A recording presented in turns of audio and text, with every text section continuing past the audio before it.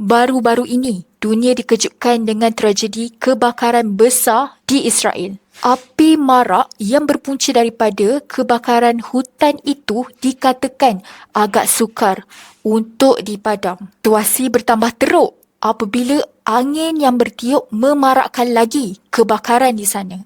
Malah Israel dilaporkan terpaksa meminta bantuan antarabangsa dan mengisytiharkan darurat. Tidak pelikkah kita, Israel yang mempunyai sistem ketenteraan antara terhebat di dunia pun tidak mampu melawan kebakaran. Tuan ibu ayah, inilah pengajaran hebat yang Allah nak tunjukkan kepada kita. Walaupun kita ada kuasa besar dan senjata tercanggih sekalipun, namun kuasa Allah sebenarnya jauh lebih besar daripada itu. Kita semua tahu Israel ada Iron Dome, iaitu sistem pertahanan udara terhebat yang boleh memintas roket-roket dari Gaza. Namun, perkara lebih penting yang kita kena tahu, Israel kini sedang kepanasan.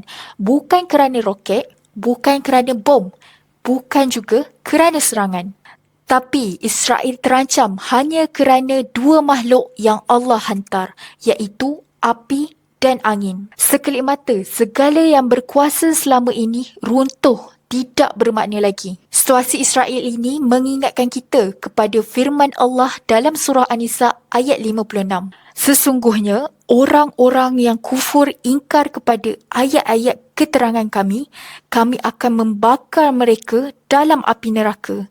Tiap-tiap kali kulit mereka masak hangus, kami gantikan untuk mereka yang lain supaya mereka dapat merasa azab sengsara itu. Akhir kata, cuba kita renungkan sekejap. Siapakah Israel yang kita kenal selama ini? Dan kenapa kebakaran ini terjadi? Beri pandangan anda di ruang komen.